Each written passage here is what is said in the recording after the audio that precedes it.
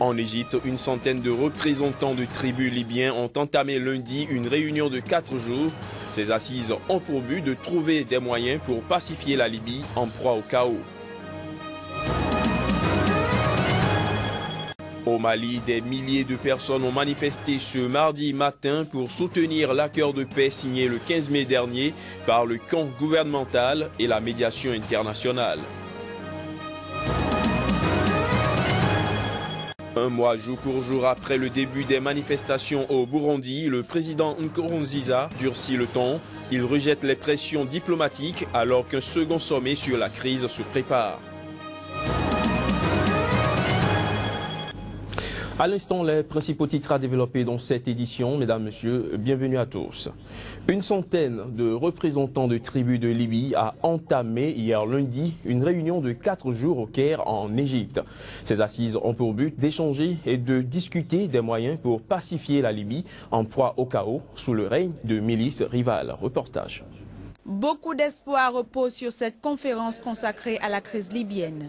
Elle réunit une centaine de représentants de tribus libyens qui auront pour mission de mettre en place de nouvelles stratégies destinées à mettre fin au cercle de la violence et du terrorisme en Libye.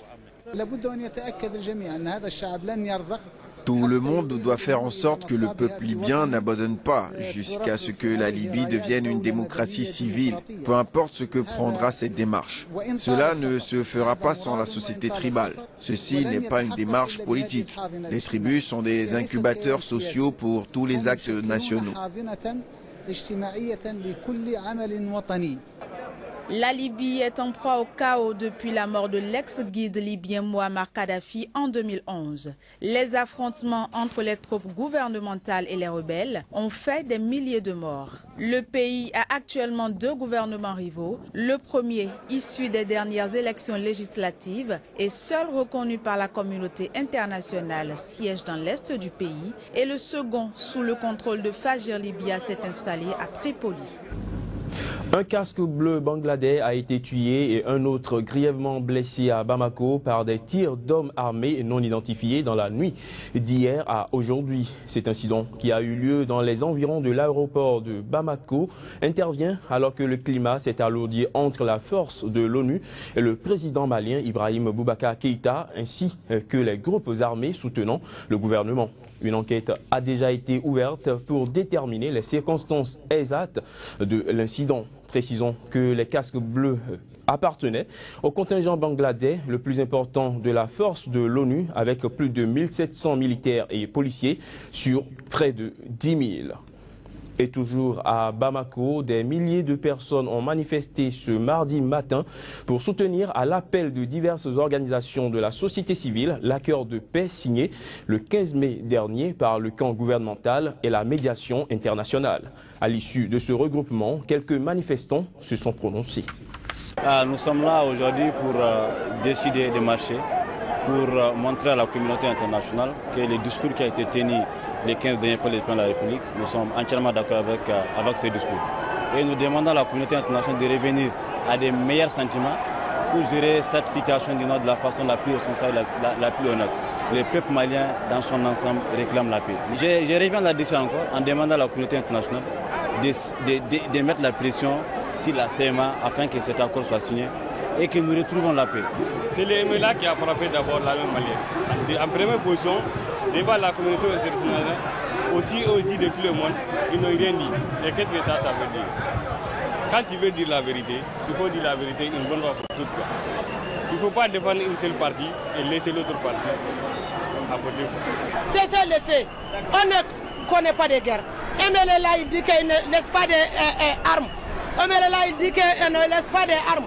Mali, on ne connaît pas de guerre. Il faut reposer des faits.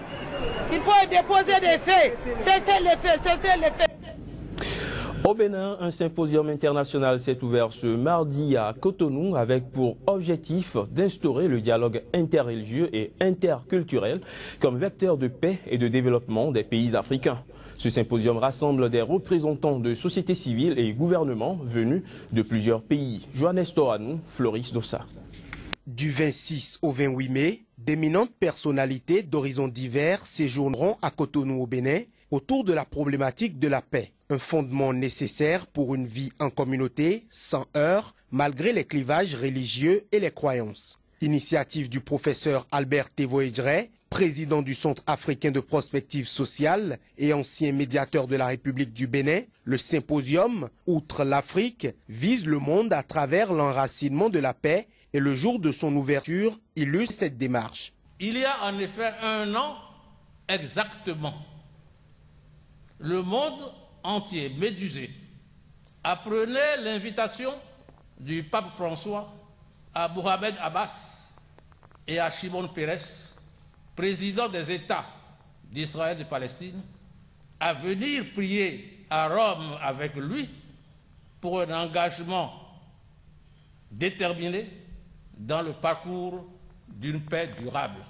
Les activités de la rencontre sont prévues pour durer 3 jours. Placé sous le thème « Initiative africaine d'éducation à la paix et au développement par le dialogue interreligieux et interculturel », le président de la République du Bénin a voulu être témoin de l'avènement de cet ordre nouvel dans la pacification du monde. C'est sur ces mots distingués invités que je déclare ouverts les travaux du symposium international sur le lancement de l'initiative africaine d'éducation à la paix et au développement par le dialogue interreligieux et interculturel. Vive l'Afrique qui surmonte ses difficultés et qui relève ses défis. Vive la coopération internationale. Vive la promotion du dialogue interreligieux et interculturel sur notre planète. Que Dieu Tout-Puissant bénisse vos réflexions et vos échanges. Je vous remercie infiniment. Toutes les confessions religieuses prennent part à la rencontre et des délégations sont venues des 4 coins du monde pour animer les divers panels et activités. En bref, le président guinéen Alpha Condé a demandé hier lundi à son gouvernement d'ouvrir sans délai des négociations avec les dirigeants de l'opposition dans le but de mettre fin au blocage politique qui a entraîné de violentes manifestations de rue dans le pays. Cette annonce intervient après plus d'1 mois et demi de bras de fer entre le président et l'opposition autour du calendrier électoral, ce qui a occasionné de violentes manifestations qui ont fait des morts et des dizaines de blessés à Conakry et dans plusieurs villes en province. Dans sa lettre, le président Condé ne fixe pas de calendrier pour les négociations avec l'opposition, mais émet le souhait qu'un dialogue soit organisé sans délai. Restons en Guinée où le pays s'apprête à célébrer son 57e anniversaire d'accession à l'indépendance. Dans le cadre de cet événement, l'État guinéen a entamé plusieurs chantiers de construction et de rénovation, notamment dans la région de Moyenne-Guinée. Reportage. À Dalaba en Guinée, 2 grandes périodes historiques se font face à l'ombre d'une pinède balayée par le vent d'altitude, la Villa Janine et la Casa Palabre. Il y a d'abord celle de la Casa Palabre. Ici se sont tenues pendant de nombreuses années les réunions des gouverneurs, des administrateurs et des chefs de canton au bénéfice du régime féodal puis des colonisateurs français. À partir de l'indépendance en 1958, la case a ensuite accueilli des hôtes de marque comme Fidel Castro ou Gamal Abdel Nasser. Professeur d'histoire à la retraite, El Hadji Ibrahima Ba a suivi une à une les étapes de la restauration. On a cherché à refaire tel que c'était. Malheureusement, il y a quelques imperfections qui n'ont pu atteindre l'objectif. Notamment le toit. Le toit était en cône et cette fois le plafond est plat, ce qui est un changement notoire. Et sur les gravures des murs, il y a également quelques petits changements. On n'a pas pu refaire les figures telles qu'elles étaient au départ. Mais cela vaut mieux que rien. Et c'est encore une très bonne chose parce que l'essentiel de l'édifice est revenu tel que c'était sous, disons, sa construction même. À moins de 50 mètres de la Casa Palabre, la Villa Janine s'est réservée la plus belle vue. Le bâtiment a été construit en 1936 par le gouverneur français de l'époque. Pendant la présence française, Dalaba était le point d'attraction de tous les Européens des colonies d'Afrique occidentale. Plutôt que de rentrer en France, ils venaient à Dalaba, perché à plus de 1200 mètres d'altitude, pour profiter de sa fraîcheur. Contrairement à la Casa Palabre, la restauration ne s'est pas embarrassée du passé. Les persiennes ont été remplacées par des vitres et des climatiseurs et des douches ont fait leur apparition. Non loin de là, dans ce lycée de Dalaba, la colonisation est au programme, mais les élèves ne connaissent pas le site. Malheureusement, je n'ai pas eu la chance à la visiter. Parce que le plus souvent, on trouve la case fermée. Une situation que regrette leur professeur d'histoire. Je suis un peu désolé par rapport à ça en tant que professeur d'histoire. Ces enfants-là devraient connaître, n'est-ce pas, ce site historique, n'est-ce pas, qui est vraiment magnifique. Les travaux devaient être achevés pour la fête de l'indépendance le 2 octobre 2014, mais Ebola et des retards de chantier ont bouleversé le programme.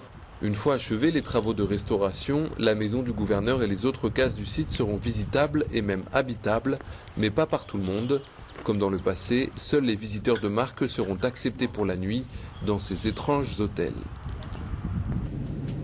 Au Kenya, 13 policiers sont portés disparus depuis hier soir dans la zone la plus isolée de Garissa, après une attaque des islamistes somaliens Shebab dans le nord du pays, proche de la frontière avec la Somalie. D'après une source sécuritaire, c'était lors d'une embuscade contre des policiers en patrouille. Une vaste opération est déjà en cours pour essayer de les retrouver, mais du côté des Shebab, le mouvement annonce avoir tué une vingtaine de policiers. Le Burundi à présent, contesté dans la rue et sous pression de la communauté internationale, le président Pierre Nkurunziza a durci le ton ce mardi en rejetant les pressions diplomatiques. Ces déclarations interviennent un mois jour pour jour après le début des manifestations dans la capitale burundaise. Pendant ce temps, les dirigeants des pays de la communauté des États de l'Afrique de l'Est ont annoncé une réunion pour le dimanche prochain en Tanzanie pour un deuxième sommet sur la crise politique au Burundi. Les détails. Les dirigeants des pays de la communauté d'Afrique de l'Est se réuniront dimanche en Tanzanie pour un deuxième sommet sur la crise politique déclenchée après l'annonce de la candidature du président burundais Pierre Nkurunziza à un troisième mandat. Un précédent sommet avait été déjà organisé à Dar es Salaam à cet effet. Des généraux burundais avaient profité de l'absence du pays du président Nkurunziza pour annoncer le 13 mai un coup d'État qui avait échoué 2 jours plus tard. Les putschistes s'étaient appuyés sur des mouvements populaires pour justifier leur tentative de coup d'État, reprochant au président Nkurunziza, élu en 2005 et 2010, de se représenter au mépris de son peuple. Face à la pression de la rue et de la communauté internationale, Nkurunziza a durci le ton.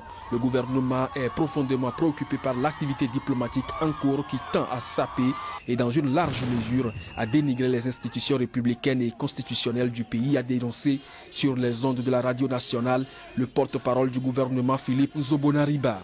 Non seulement il rappelle que les institutions du pays doivent être respectées par tous, y compris la communauté internationale, mais demande aux différents ministères et à la présidente d'opérer des ponctions sur leur budget et également la commission chargée d'organiser le scrutin présidentiel de revoir son budget. Cette mesure vise à organiser coûte que coûte la présidentielle prévue pour le 26 juin. La police était de nouveau déployée en force dans les quartiers contestataires de Bujumbura mardi.